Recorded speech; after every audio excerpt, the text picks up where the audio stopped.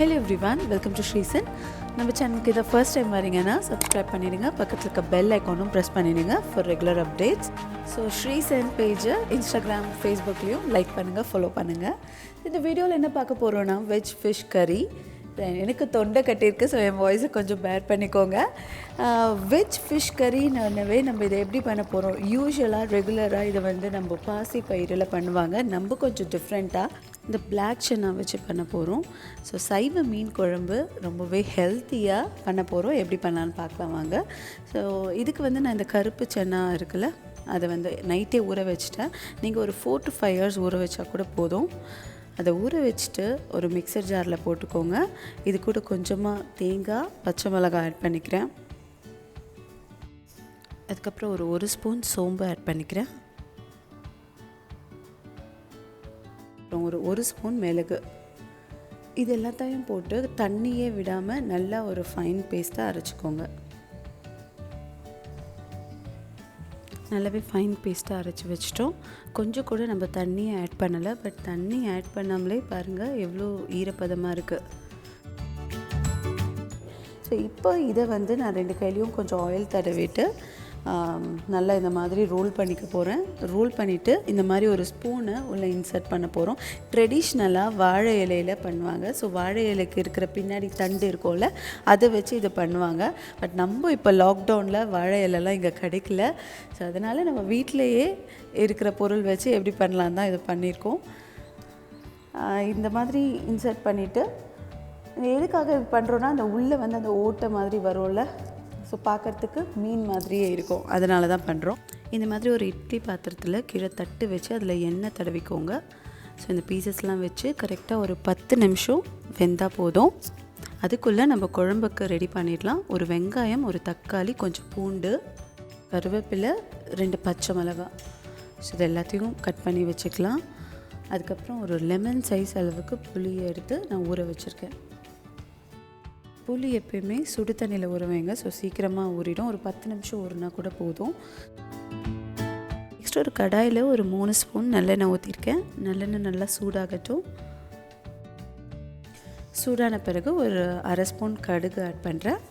கடுகு நல்லா பொரிஞ்ச பிறகு ஒரு 1/2 ஸ்பூன் சீரகம், அதுக்கப்புறம் 1/2 ஸ்பூன் வெந்தயம், நெக்ஸ்ட்டு 1/2 ஸ்பூன் மிளகு ஆட் பண்ணிக்கலாம். பண்ணி வச்சுருக்க வெங்காயத்தை இப்போ ஆட் பண்ணிக்கலாம். வெங்காயம் நல்லா வதங்கட்டும். அது வதங்கிறதுக்காக நம்ம ஒரு ஸ்பூன் கல்லுப்பு ஆட் பண்ணுறோம். இப்போது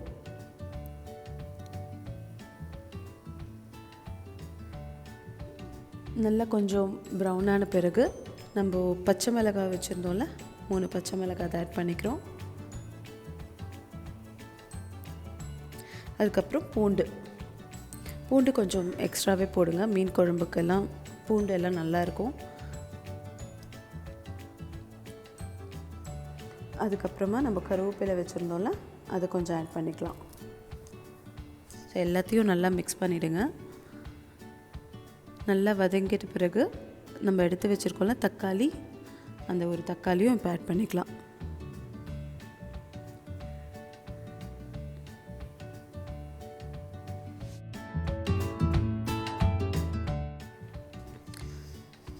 வெங்காயம் தக்காளி நல்லா வேகட்டும். வெந்த பிறகு நம்ம ஸ்பைசஸ் ஆட் பண்ணலாம். ஒரு 1/4 ஸ்பூன் மஞ்சத்தூள் ஆட் பண்ணிக்கிறேன். அதுக்கப்புறம் ஒரு 3 ஸ்பூன் மிளகாத்தூள் ஆட் பண்ண போகிறேன். உங்களுக்கு காரம் ஏற்ற மாதிரி ஆட் பண்ணிக்கோங்க. அதுக்கப்புறம் நம்ம எடுத்து வச்சுருந்த புளியை கரைச்சி அந்த புளி தண்ணி இப்போ ஆட் பண்ணிக்க போகிறோம். குழம்பு அளவுக்கு ஏற்ற மாதிரி இன்னும் கொஞ்சம் தண்ணி வேணும்னா இன்னும் ஒரு டம்ளர் தண்ணி ஆட் பண்ணிக்கலாம். ஸோ எல்லாத்தையும் ஆட் பண்ணிவிட்டு நல்லா கொதிக்கிட்டும். ஒரு மூடி போட்டு வச்சுருங்க. நல்லா குழம்பு கொதிக்குது. நம்ம வேக வச்ச அந்த கடலெல்லாம் வெந்துருச்சான்னு பார்க்கலாம். ஸோ எல்லாமே சூப்பராக வெந்துருச்சு. இப்போது சூடு ஆறட்டும். ஒரு 5 நிமிஷம் கழித்து எடுத்து நம்ம கட் பண்ணலாம். மெதுவாக அந்த ஸ்பூனை வெளியில் எடுங்க. ஸ்பூனை எடுத்தாச்சு. இப்போ நம்ம கத்தியில் கட் பண்ணிக்கலாம். கொஞ்சம் பெரிய பெரிய பீசஸாகவே கட் பண்ணுங்கள். அப்போ தான் அது பார்க்குறதுக்கும் மீன் மாதிரியே இருக்கும். இந்த மாதிரி சைஸஸ் இருந்தால் போதும். ஸோ அந்த சென்டரில் இருக்கிற ஹோல் பார்த்திங்கன்னா அழகாக மீன் மாதிரியே இருக்கும். இந்த மாதிரி எல்லாத்தையும் கட் பண்ணி வச்சாச்சு. நம்ம எவ்வளோ அழகாக இருக்குது பாருங்கள், பார்க்குறதுக்கே ஒரு மீன் பீஸ் மாதிரியே இருக்குது. ஸோ யூஸ்வலி நம்ம சென்னா மசாலா அந்த மாதிரி தானே பண்ணுவோம் பிளாக் சன்னா வச்சு. ஸோ இன்றைக்கி டிஃப்ரெண்ட்டாக இந்த மாதிரி மீன் பீசஸ் மாதிரி பண்ணிட்டோம். இப்போது குழம்பு நல்லா கொதிச்சிருச்சு, குழம்பு திக்காகவும் இருக்குது. இப்போ நம்மளோட இந்த ஒரு பீஸ் எடுத்து மெதுவாக உள்ளே ட்ராப் பண்ணிடுங்க. தள்ளி தள்ளி போட்டுடுங்க. இந்த பீசஸ் போட்ட பிறகு ஒரு 2 நிமிஷம் கொதிச்சா போதும், ஆஃப் பண்ணிடலாம். நம்ம